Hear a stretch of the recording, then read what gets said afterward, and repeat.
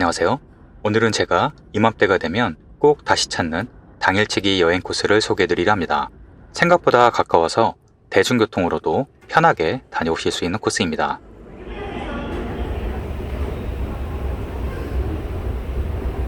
아침 7시 50분에 서울역에 나왔습니다. 여행길은 언제나 즐겁지만 오늘 날씨가 좋아서 더 설레네요. 오늘은 KTX 이음열차를 탈 겁니다.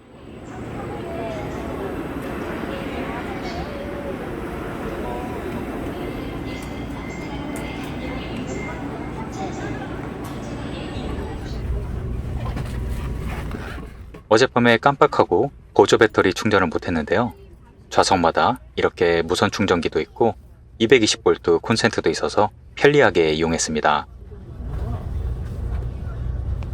이제 출발합니다. 오늘 갈 곳은 KTX 열차로 1시간 정도만 가면 도착하는 비교적 가까운 곳입니다. 일전에 소개해드렸던 북한강 폐철교를 지나가네요. 1시간 정도 달리자 강원도에 들어왔습니다. 주변 풍경이 온통 푸른 산과 강으로 바뀌었네요. 서울역에서 출발한 지 1시간 20분 만에 오늘의 목적지에 도착하였습니다. 역 규모는 크지 않지만 시설은 참 좋은데요. 작은 편의점도 있고요. 이곳은 강원도 횡성역입니다. 소의 뿔 모양을 형상화하였다고 하네요. 역에 도착하자마자 바로 역 앞에 있는 버스 정류장으로 가셔야 하는데요. 여기에서 18번 버스로 바로 환승할 수 있습니다. 버스 출발 시간은 정확히 9시 25분이라서 기차 시간과 거의 딱 맞습니다. 버스 안에 시간표가 있어서 찍어봤는데요. 횡성역에서 하루 6번 출발하는데요. 출발 시간은 영상 속 자막을 참고하세요.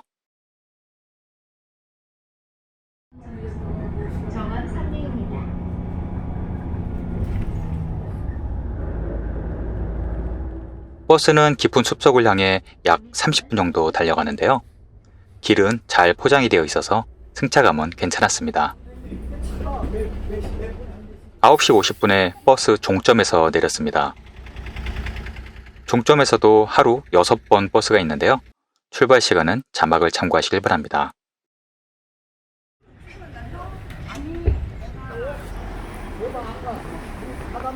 이곳은 원주 치악산 구룡사 매표소입니다. 지난 5월부터 문화재 관람료가 모두 없어졌는데요. 늦었지만 잘 되었네요. 매표소 바로 옆에 황장금표라는 표시가 있는데요. 옛날부터 이곳은 궁궐을 짓는 데 사용할 소나무를 보호하기 위해 벌목을 금지하는 표시판이 있었습니다. 이렇게 바위에 글씨가 새겨져 있네요. 황장금표를 봐서 그런지 주변의 나무들이 더 웅장해 보입니다.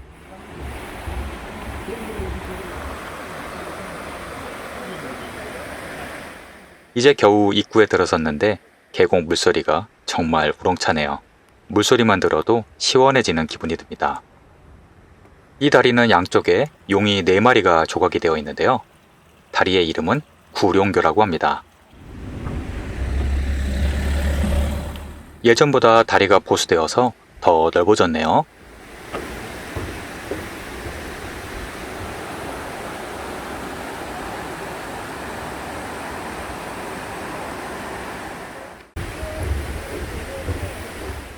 구룡교를 건너자마자 왼쪽으로 데크길이 이어지는데요.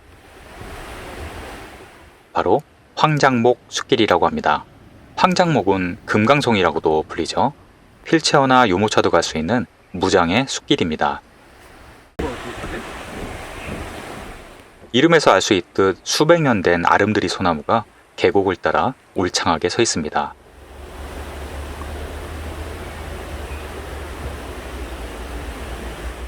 그야말로 장관이네요.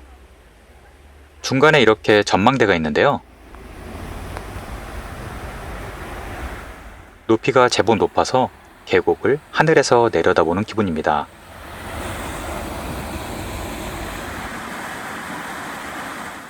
오늘 전국에 폭염주의보가 발령이 되었다고 하는데 이곳은 시원하다 못해 춥기까지 합니다.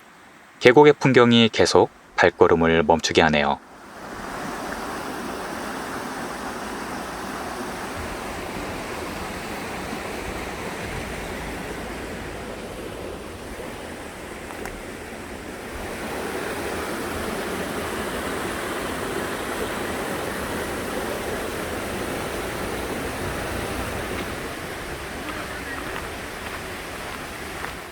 데크길이 끝나고 오른쪽으로 못 보던 건물이 보이는데요. 아주 특이해 보여서 잠시 들렀다 갔습니다. 커다란 용 조각상 옆으로 새로 지은 화장실도 보이고요. 주차장 가운데에 웅장하게 솟은 건물이 보이는데요. 구조가 아주 독특하죠. 올 여름 전에 오픈을 한다고 하는데 전망대 카페라고 합니다.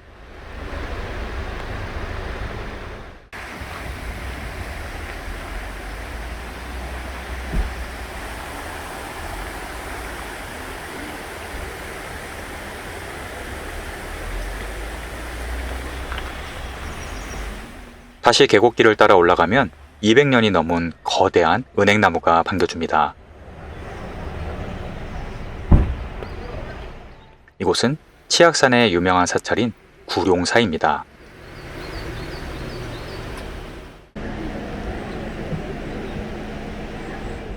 구룡사는 신라 문무왕 때 의상대사가 9마리의 용을 물리치고 지었다고 전해지는데요. 규모가 상당히 큰 사찰입니다. 규모가 커서인지 사천왕상도 더 커 보이네요.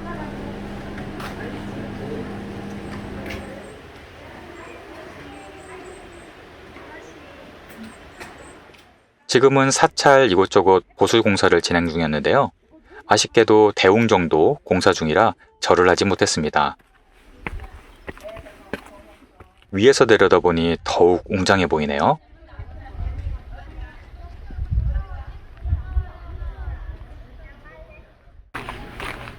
참, 구룡사에는 템플스테이도 있었는데요.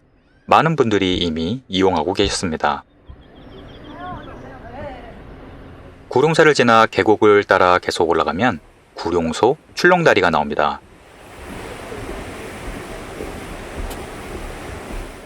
아쉽지만 여기서부터는 애견은 출입 금지네요.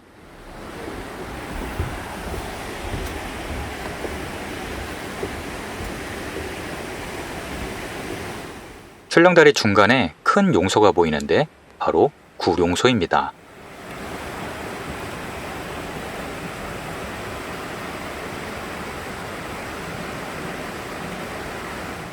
이 출렁다리는 이름만 출렁다리가 아니라 실제로 걸을 때마다 출렁출렁 흔들립니다.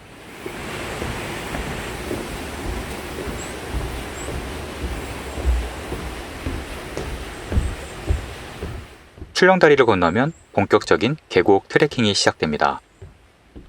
역시 국립공원이라 관리가 정말 잘 되어 있네요. 걷기에 참 좋았습니다. 구룡사 계곡길은 바로 옆으로 이렇게 계곡이 있어서 물소리도 좋고 무엇보다 정말 시원해서 한여름에도 걷기에 부담이 없습니다.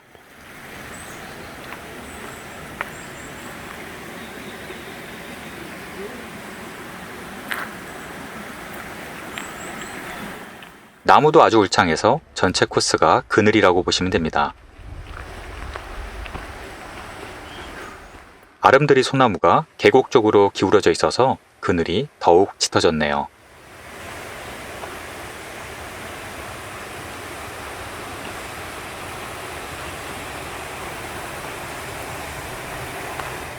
바닥 상태도 좋아서 맨발로 다니시는 분들도 꽤 많았습니다. 작은 다리를 통해 계곡을 건너가면 또 다른 세상이 펼쳐지는데요.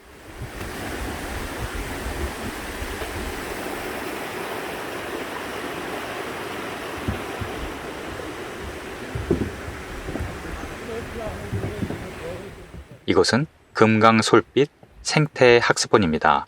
잘 가꿔진 정원 같은 곳인데요.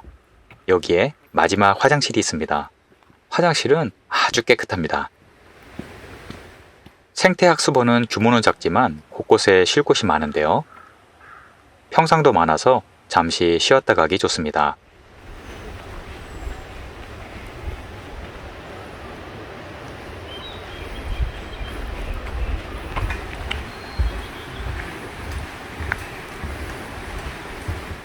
버스 종점에서 1시간 정도 걸려서 대곡 안전센터에 도착했습니다. 여기서부터는 여름에는 오후 2시부터 입산이 통제되니 참고하시고요.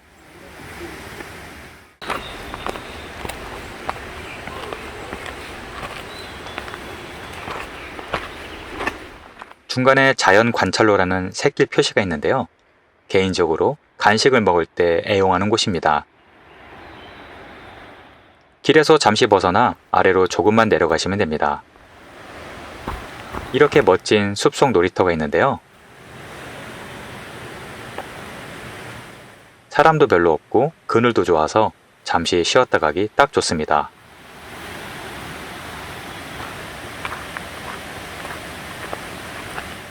바로 옆으로 계곡도 있고요.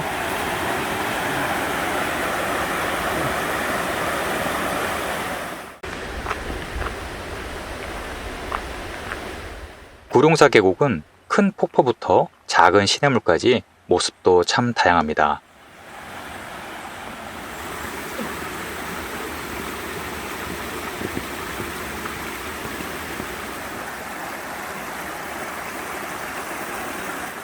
물은 또 얼마나 맑은지 일급수에 사는 물고기가 정말 많네요.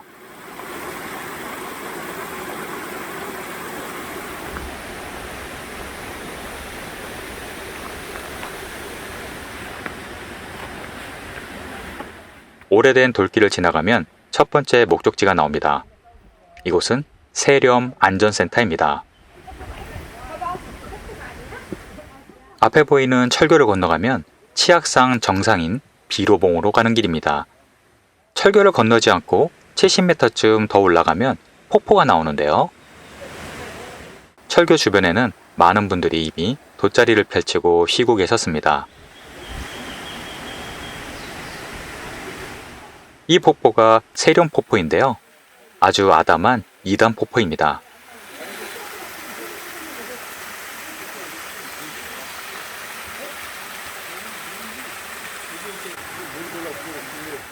규모는 작지만 누구나 쉽게 올 수 있어서 인기가 좋은 폭포입니다.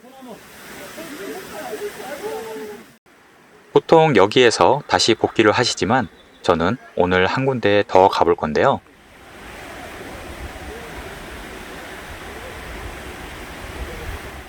철교 위에 서 있으면 마치 대형 에어컨 바로 앞에 서 있는 그런 느낌이 납니다.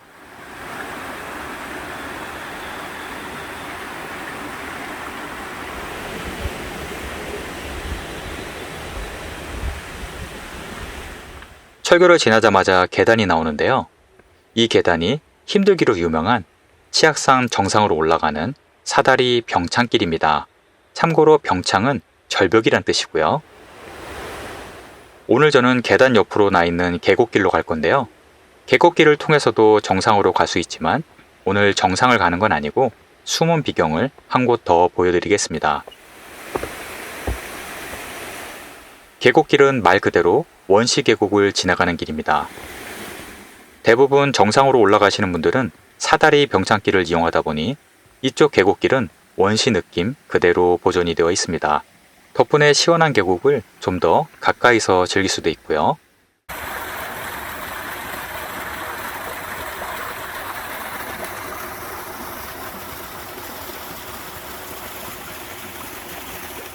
길은 조금 험하지만 계단과 데크가 섞여 있어서 아주 힘들진 않습니다.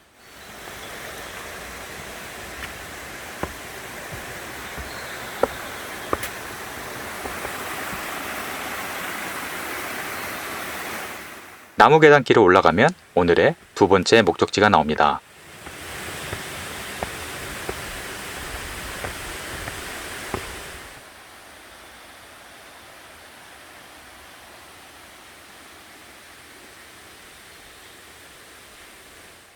벌써 물소리가 크게 들리죠? 오른쪽 아래를 보시면 숨은 폭포가 나옵니다.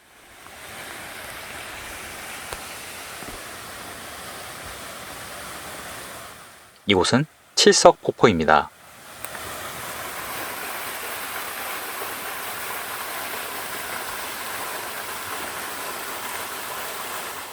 영상으로는 작아 보이지만 높이가 5m는 넘는 큰 폭포입니다. 무엇보다 폭포 바로 앞까지 갈 수 있어서 좋은데요. 폭포 아래에서 무술 수련이라도 해야 할 것 같죠? 철교를 지나 10분 정도면 올 수 있는 곳이라 한 번쯤 보시길 추천드립니다. 이제 하산하겠습니다.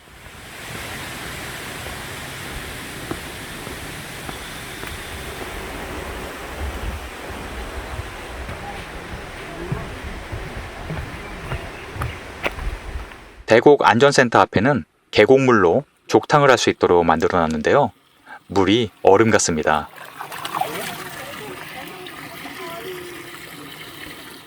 여기서 많은 분들이 모르시는 포인트를 한 군데 알려드릴게요. 생태학습원에서 다리를 건너지 마시고 화장실 옆으로 나 있는 새길을 따라 쭉 내려가세요. 그럼 계곡 쪽으로 새길이 나 있는데요. 이곳은 지금은 폐쇄된 대곡 야영장입니다.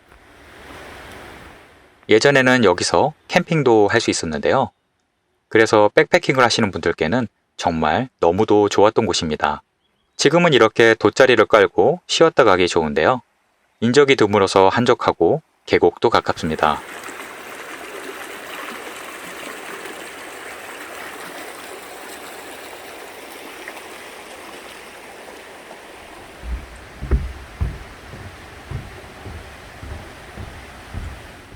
다시 출렁다리를 건너는데 햇살을 받은 구룡소가 마치 에메랄드처럼 빛이 나고 있네요. 출발한 지 3시간 만에 버스 종점으로 돌아왔습니다.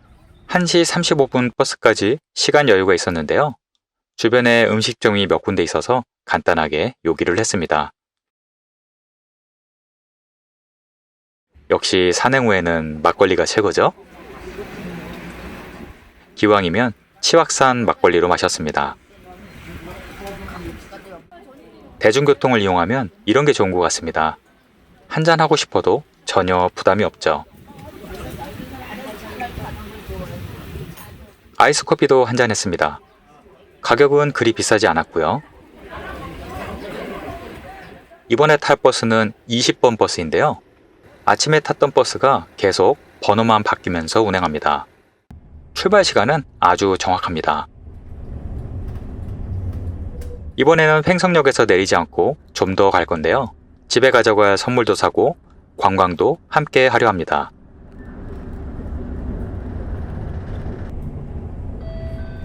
이번 정류소 20번 버스를 타고 40분 정도 걸려서 횡성농협 정류소에서 내립니다. 복귀할 때는 맞은편에서 타시면 되고요. 여기서 내리면 바로 횡성 전통시장 입구인데요. 매월 1일, 6일, 11일, 16일, 21일, 26일이 5일장입니다. 옛날에는 서울 사대문 밖에선 횡성시장이 가장 크다고 했었답니다. 식당도 많고 먹을거리도 많은 시장이라 기왕이면 5일장에 맞춰서 가시면 더 좋겠죠? 횡성시장에서 늦은 점심 식사를 여유롭게 하고 선물로 줄 찐빵도 한 박스 포장했습니다. 참, 횡성은 한우로 유명한데요. 혹시 횡성 한우를 드실 분들은 횡성 축협 한우 프라자를 추천드리는 편입니다. 횡성 시장에서는 약 1km 정도 떨어져 있어서 걸어갈 수는 있지만 저는 택시를 타고 갔습니다. 1층은 대형 마트이고 2층이 식당입니다. 직접 고기를 골라서 구워 먹을 수 있는 방식입니다. 상차림비는 1인당 3,000원이고요.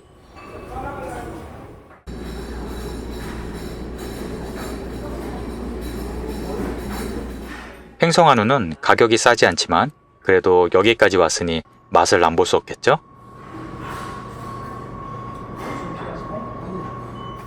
숯도 좋아 보였고요.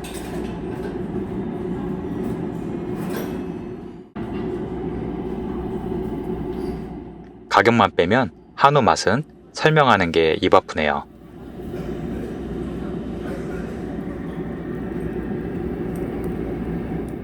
한우프라자에서 가장 가까운 정류소는 만세공원 정류소인데요. 여기에서 4시 40분 버스를 탔습니다. 버스 시간은 정류소에서 실시간으로 나오고요. 처음 보여드렸던 시간표에서 횡성 출발 시간표를 참고하시면 됩니다.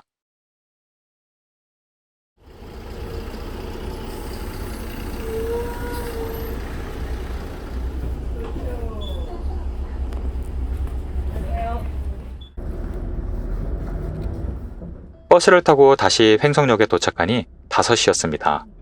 횡성역에서 5시 22분 서울행 KTX를 탔습니다. 오늘은 열차와 버스를 이용한 당일치기 횡성 여행 코스를 소개해드렸는데요. 기차 시간과 버스 시간표를 잘 활용하셔서 알찬 여행 계획 하시길 바랍니다. 오늘도 시청해주셔서 감사합니다.